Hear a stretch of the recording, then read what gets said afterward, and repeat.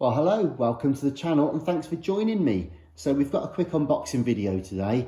It's in danger of being one of my rant videos really because I bought this item online and it's in its original box.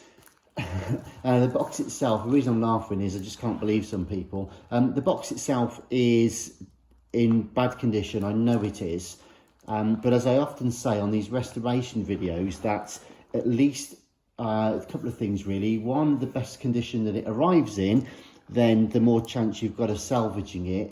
And B, just because something is damaged or broken doesn't mean you can just, or you should just put it in the post willy-nilly and you know, risk damaging it some more. So here's a case in point. We've got a really old Sanyo personal stereo here. And I can actually see what it is because I can even read it through the packaging. There's a cursory layer of bubble wrap, basically like a jiffy bag or something around it, you know, and you can see what it is through the box. And you think, well, come on guys, you know, someone's paid for this and bought the original box, put it inside another box, package it properly. And people just use the you know, the vintage packaging as a, you know, as the main packaging in this day and age, when the way that couriers and post guys rip, tear and bust, and even the machines that they go through that squash them and everything else. Anyway, just can't believe some people. Now, as it happens, despite all of that, it would appear that we've been quite lucky actually, and I don't think any extra damage has been incurred in the transport process. But nonetheless, that's my whinge and my moan over with. Just find it so frustrating that there are people that collect and enjoy this old kit. So, anyway.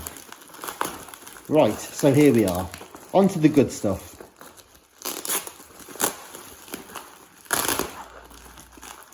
I mean, you can see where that's been damaged actually in the post and not the original damage to the box. But anyways, let's just try and open this up.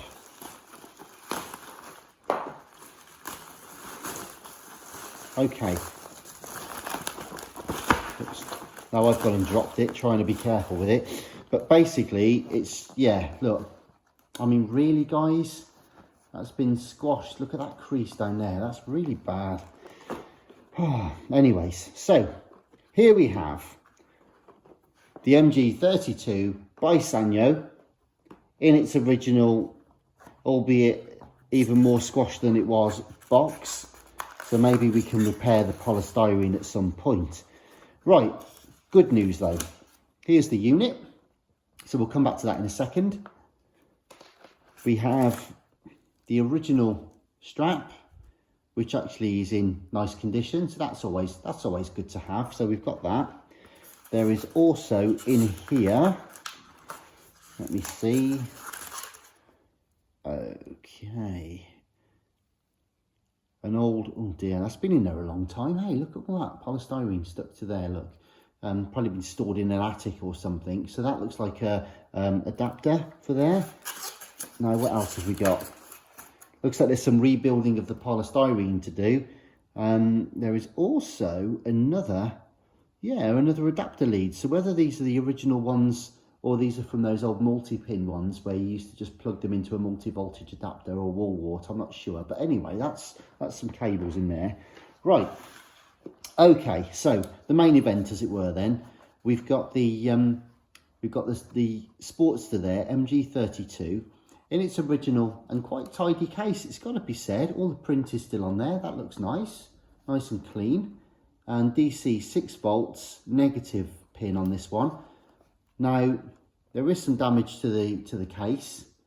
I did spot that on a photograph, although the seller didn't actually comment on it at the time, but it was fairly discreet, but you could see that was broken.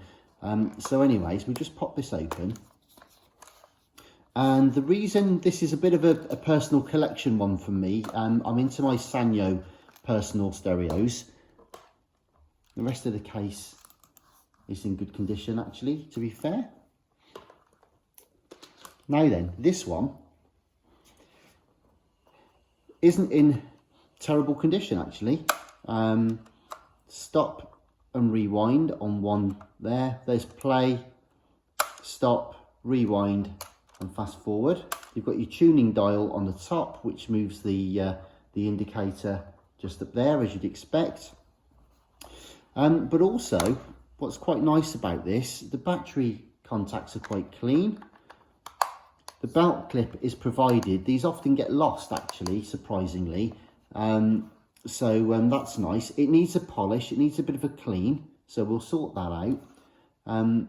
There's your radio selector for your band, and then obviously your tape and radio selector. We'll have a proper look at this in due course, and see if we can actually get it running. It's got a little bit of a rash on it and stuff as well.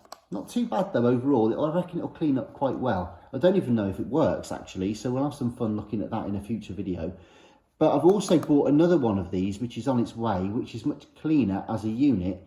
I think the case isn't broken, and it doesn't have the belt clip. So my plan is to put the belt clip and the best case with the best unit, which also has the original sticker and everything on it, and put that in the box. So I'm going to have a bit of fun with that.